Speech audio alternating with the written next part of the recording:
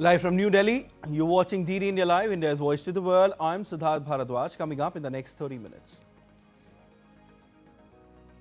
New Delhi, all set to host second India-Arab foreign ministers meeting, aims to deepen cooperation on key global issues. UN Chief Guterres lauds India-EU trade agreement, calls for a stronger multipolar world, says a lot of positive expectations from mother of all deals. Trump hints at Iran's decision to make a deal as US armada larger than Venezuela's heading towards Tehran. US Justice Department releases new and final cache of millions of pages related to late convicted sex offender Jeffrey Epstein. And in sports, Novak Djokovic beats Jannik Sinner to reach the Australian Open final versus Carlos Alcaraz. Arina Sabalenka and Elena Rybakina are set for their women's final rematch today.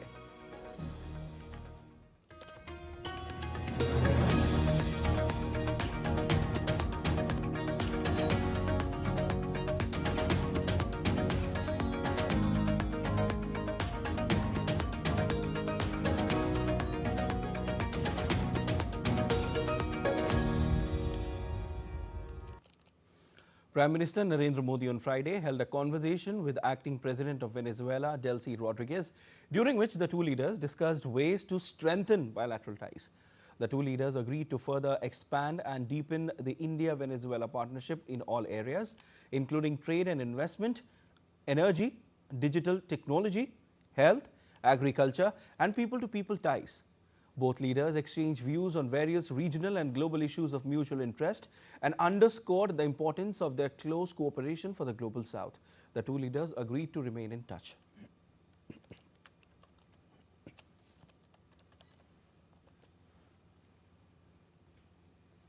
India is going to host the second India-Arab foreign ministers meeting in New Delhi on Saturday, co-chaired by India and the UAE. Foreign ministers from Arab League countries and the League's Secretary General are participating in the high-level dialogue. External Affairs Minister Dr. S. Jaishankar held bilateral talks with several Arab counterparts on Friday. India is hosting the second India-Arab foreign ministers meeting in New Delhi on Saturday, co-chaired by India and the UAE. Foreign ministers of Arab League member states and the Arab League Secretary General are taking part in this meeting. External Affairs Minister Dr. S. Jaishankar held a series of bilateral meetings with Arab counterparts, including Arab League Secretary General Ahmed Abul Gheit. He met foreign ministers from Comoros, Palestine, Libya, and Sudan, discussing cooperation in trade, energy, infrastructure, health, and regional issues, including Gaza and Sudan. Sudanese Foreign Minister Moheldin Salim Ahmed Ibrahim said India has had a long-standing presence in Sudan and that both countries are now looking to expand partnerships. India is already there with Sudan, but in this new era, I think we are looking forward for more partnerships in so many areas, in agriculture, in mining, in transportation, in technology, in every sector of the life. And I think there are good opportunities for investment for our friends from India. Ministers and delegates from the 22-member Arab League, including representatives from Qatar and Somalia, have gathered in New Delhi for the meeting. The foreign ministers' meeting is being held after a gap of 10 years, following the first meeting in Bahrain in 2016. The second meeting is expected to strengthen and expand cooperation across key sectors between India and Arab nations. Bureau Report, DD India. UN Chief Antonio Guterres cited the free trade agreement between India and the EU as he underlined the need to support multipolarity, emphasizing that global problems will not be solved by one power calling the shots. Antonio Guterres said on Thursday that he sees a lot of positive expectations from the recent free trade agreement between India and the European Union. And I see with a lot of positive expectations recent trade agreements, EU with India. So it is this network in trade, this network in technology, this network in international cooperation among a progressively larger group of countries and entities in a true multipolar world that, in my opinion, can create the conditions for strong multilateral institutions and for a world in which the values that are the values of the Charter of the United Nations can prevail. On Tuesday, India and the EU announced the free trade agreement, which EU President Ursula von der Leyen called the mother of all trade deals. Guterres emphasized that global structures and institutions must reflect the complexity and the opportunity of the new times and realities, where the share of global economic activity by the traditional group of developed economies is receding and emerging economies are expanding in scale, influence and confidence. February will see India at the center of the global AI conversation as world leaders and top experts gather for the AI Impact Summit, spotlighting sovereign models, innovation, and India's fast-growing AI ecosystem. Tripti Tripathi deep dives into what the summit has in store. India is set to host its biggest ever global AI gathering in February, with the India-AI Impact Summit bringing together over 15 heads of state and government. Union Minister Ashwini Vaishnav launched the Impact Agenda, leadership reflections capturing insights from more than 60 industry leaders, focused on inclusive growth, innovation and societal impact. Minister Vaishnav said India has built its own AI ecosystem in a systematic manner, positioning the country as a key global AI player. The summit has got phenomenal response. This is going to be the fourth and the biggest AI summit so far in the entire world. The response from practically 100 countries, the number of heads of state and government, already 15 confirmations received, and the industry has responded so well. More than 100 CEOs are joining us in the Impact Summit. Artificial intelligence remains a top government priority. Prime Minister recently interacted with CEOs and experts working on sovereign AI models designed to accelerate India's AI mission. Minister Vaishnav said these India-developed sovereign AI models will be unveiled at the summit. The summit is anchored on 3 pillars: people, planet and progress, with 7 key themes, including AI for economic growth and social good, democratizing AI access, inclusion, safe and trusted AI, human capital, science, and resilience and innovation. Indian companies have developed over 200 small language models tailored for diverse sectors. India has also already attracted $70 billion in AI investments, a figure expected to double. The world is taking note of our common compute facility in a very big way. This is a democratization of technology approach which our Prime Minister has very clearly forwarded, propagated in the last 11 years, whether it is UPI, whether it is DigiLocker, whether it is CoWIN, whether it is 5G rollout.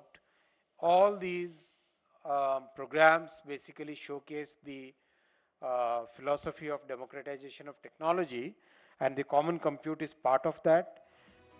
As the first global AI summit in the Global South, the summit highlights the need for aligned AI governance and standards.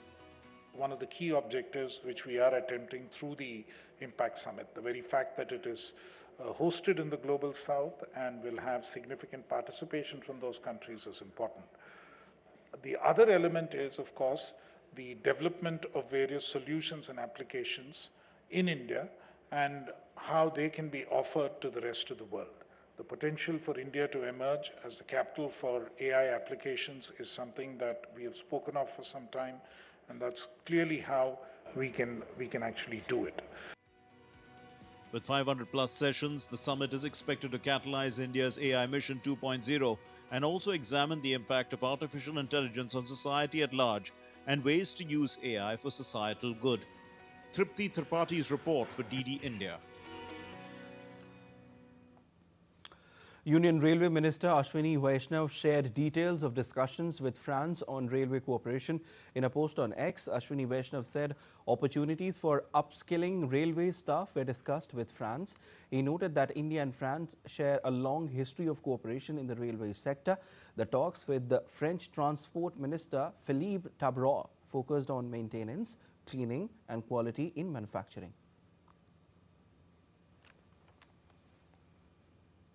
In Chhattisgarh, women empowerment is taking shape on the ground. From stock management to digital records, women are ensuring transparency and discipline in ration distribution.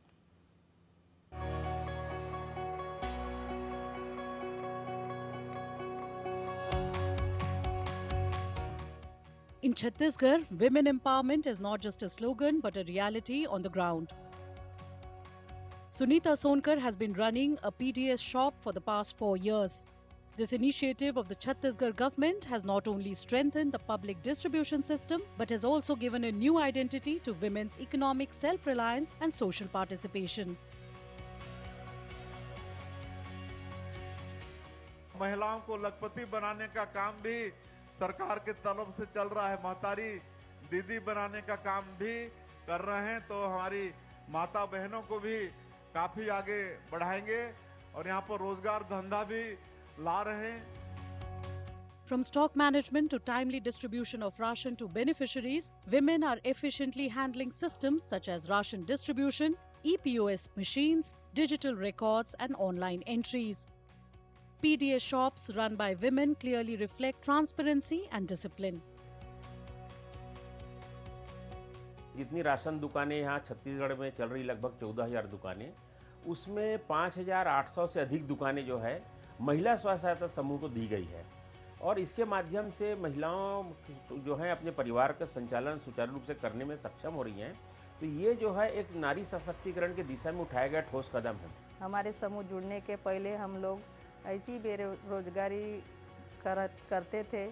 जब से हम लोग को ration दुकान मिला है, समूह वाले भाई लोग को सब अच्छे से काम कर रहे हैं, अपना अपना जीवन यापन कर रहे हैं।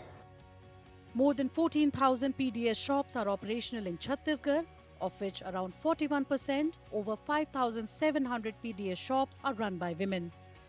This has provided them with a regular source of income. Women in Chhattisgarh are setting an example of self-reliance and leadership. Under the leadership of Chief Minister Vishnu Devsai, this initiative is emerging as a strong step towards women empowerment in the state.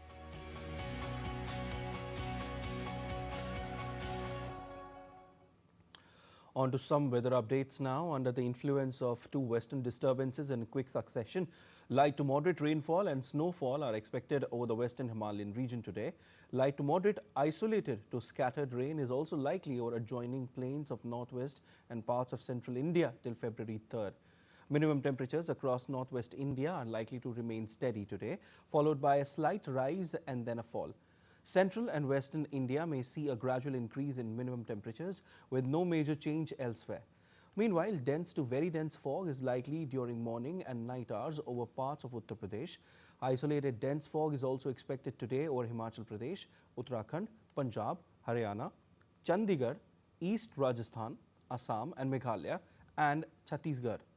Fog conditions may persist over North Madhya Pradesh, Sub-Himalayan West Bengal and Sikkim, Bihar and Odisha till February 1st.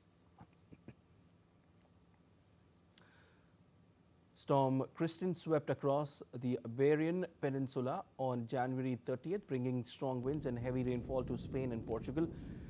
In North Galicia, Spain's weather agency issued a red alert for the coastlines of A Coruña and Pontevedra, warning of high waves and rough seas along the Atlantic shores. Local authorities in A Coruña closed parks and beaches as a precaution. Meanwhile, in the Canary Islands, Spain's Guardia Civil continued the search for a woman who fell into the sea on Wednesday.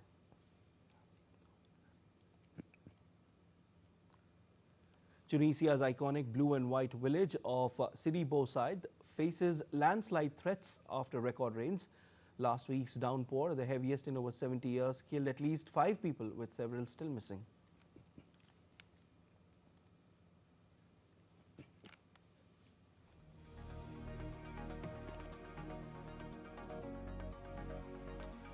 All right, and severe flooding in southern Mozambique has displaced nearly 4 lakh people. Thousands are taking shelter in overcrowded schools as the crisis worsens. The UN agency warned that this is another major displacement crisis for families already affected by conflict and extreme weather. Experts says climate change and La Nina caused rainfall equivalent to a year's total in just a few days. Basic services remain critically lacking and aid is still insufficient for the displaced population in Mozambique. And still to come on this edition of DD India Live. Russia-Ukraine halt energy strikes, but differences emerge on moratorium. Trump nominates Kevin Walsh as new Federal Reserve Chair. And India versus New Zealand, 5th T20I. Men in blue aim to seal series 4-1.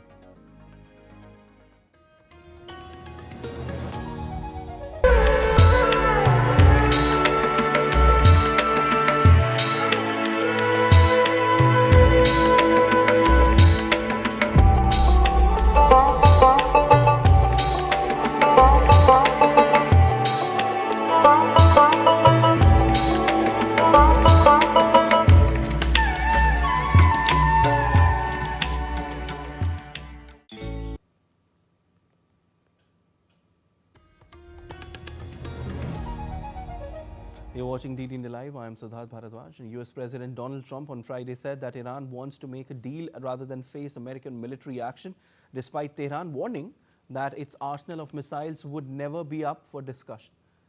President Trump has warned Iran to return to negotiations over its nuclear program or face far harsher US action. Trump had warned of possible military action if protesters were killed during the anti-government protests that began in late December and reached their peak on January 8 and 9. Trump also added that an armada larger than Venezuela's is on its way towards Iran. No, we'll see how it all works out. You know, they have to float someplace. They might as well float near Iran. But it's a rough situation going on. So I stopped 837 people, as you know, last week from being hung. They were going to hang 830. It was all set. And I mean, I'm looking at the people behind me. They're saying, what kind of racing's a lot nicer than that. They were going to hang 837 people, and I told them, if you do it, you're going to pay a price like nobody's ever paid before. They pulled back. I appreciated that. But a lot of people are being killed, so we'll see what happens. I can say this, they do want to make a deal.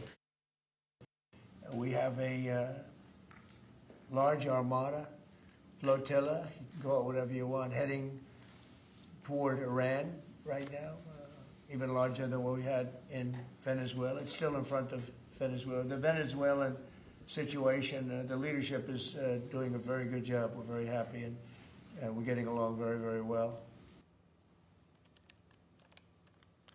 The U.S. Armada, as Trump has described it, continues to position itself near Iran's waters, led by USS Abraham Lincoln aircraft carrier.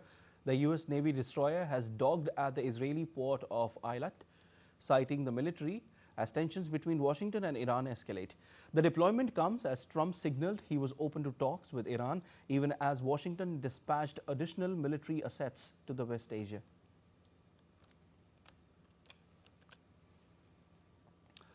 Meanwhile, Iranian authorities have signaled that they are ready to defend their country as the United States continues to threaten a military attack. Iranian Foreign Minister Abbas Araghchi on Friday said that Iran is ready to resume fair and equitable talks with the United States, warning that Tehran's missile program cannot be on the table. Earlier, Araghchi met with his Turkish counterpart Hakan Fidan in Istanbul on Friday, where the pair discussed the escalating tensions amid the ongoing U.S. threats and military build-up in the region. However, Araghchi said no meetings have been yet arranged between Tehran and Washington to resolve a decades-long nuclear dispute. In the latest update in Russia-Ukraine conflict, both the countries said on Friday they had halted strikes on each other's energy infrastructure, but differences emerged over the time frame for the moratorium and there was uncertainty about the next step in talks to end the nearly 4-year-old conflict. The Kremlin said it had agreed to U.S. President Donald Trump's request to halt strikes on energy targets on Kiev until 1st February to create favorable conditions for peace talks. Trump had said he asked Putin to halt strikes on the Ukrainian capital and the surrounding area due to extreme cold weather. Meanwhile, Putin's special envoy, Kirill Dmitriev, will travel to Miami on Saturday for meetings with members of US President Donald Trump's administration. While Ukrainian President Volodymyr Zelensky said Russia had conducted virtually no strikes in the past 24 hours, though he and Ukrainian Prime Minister Yulia Sviridenko said Moscow had reoriented its strategy and were now hitting logistical points, notably rail junctions. In all of our region, from Thursday night into Friday, there were indeed no strike on energy infrastructure, almost none. The exception was Donetsk region, where there was one strike on gas infrastructure, an aerial bomb attack. We also now see Russia reorienting its attack toward logistic and key transport hubs. Importantly, our railway workers continue operating and ensuring connection to all regions. Meanwhile, speaking to reporters in the Oval Office, US President Donald Trump said he believes a deal is close to end Russia's conflict against Ukraine, as he indeed make a personal request to President Putin to refrain from striking Kiev for a week until 1st February in order to create favorable conditions for negotiations. The US Justice Department on Friday published a new and final cache of millions of documents related to the late convicted sex offender Jeffrey Epstein under a law passed in November that required the release of all Epstein-related records. Deputy Attorney General Todd Blanche said at a press conference that Friday's batch of files marked the end of the Trump administration's planned releases under the law. The new cache includes more than 3 million pages, 2,000 videos, and 180,000 images. The files include extensive redactions, including identifying information of victims or materials related to active investigations. Previous releases have been heavily redacted, drawing criticism from some members of Congress. Trump has not been formally accused of any wrongdoing in connection with Epstein, and he has denied any knowledge of Epstein's crimes. But the scandal has dogged him for months, in part because he promised to release the files during his 2024 presidential campaign. The Justice Department will provide Congress a report that includes a summary of all redactions and withheld documents as required under the law, Blanche said in a letter sent to Congress on Friday. US President Donald Trump nominated former Federal Reserve Governor Kevin Warsh to be the next US central bank chief, a move that has sparked cautious optimism among observers. Trump considered Warsh for the top Fed job too during his first presidency, but eventually chose Powell, a decision he quickly soured on. Warsh was the youngest person to serve as a Fed governor, a role he held from 2006 to 2011. The next step in the process is confirmation by a closely divided Senate. The Fed has long been seen as a stabilizing force in global financial markets, due in no small part to its perceived independence from politics, and Trump's escalating efforts to test that independence will be a key issue through the approval process. Time now for some sports news, and India will take on New Zealand in the 5th and final T20 International in Thiruvananthapuram on Saturday. In fact, the hosts have taken an unassailable 3-1 lead in the 5-match series, but their biggest concerns have been the spin bowling department and out-of-form wicketkeeper batter Sanju Samson. Spinners have together taken 11 wickets across 4 matches, while Samson has scored just 40 runs. The Indian side would be keen to rectify the lacunas before the T20 World Cup early next month. On the other hand, New Zealand will enter the match with high on confidence after their comprehensive win in the previous encounter. They would be eager to defeat India again. Both sides also get an opportunity to experiment with squad ahead of the big tournament, figuring out their best playing 11.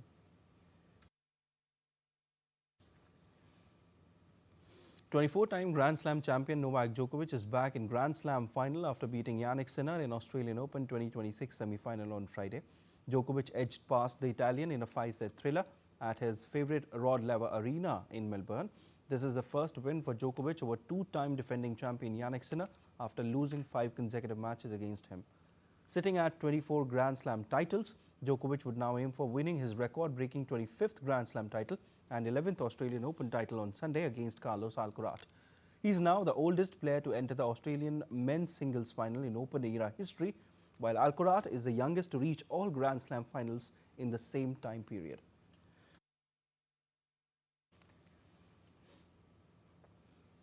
Two of the biggest hitters in women's tennis are set for a blockbuster showdown as Aryna Sabalenka and Elena Rybakina face off in the Australian Open final on Saturday. It's a familiar rivalry as they meet for the 15th time in their career, which includes a dramatic 2023 Australian Open final. With immense stakes on the line, the women's singles final of the first Grand Slam of the year promises high-quality tennis.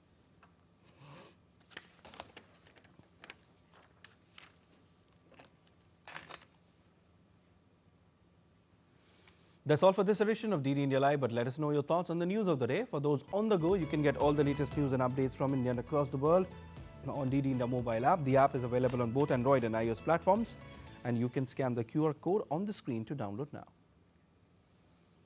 We'll be back with more news as it breaks here on DD India. I'm Siddharth Bharadwaj from All for Sale in Delhi. Thanks for watching DD India Live.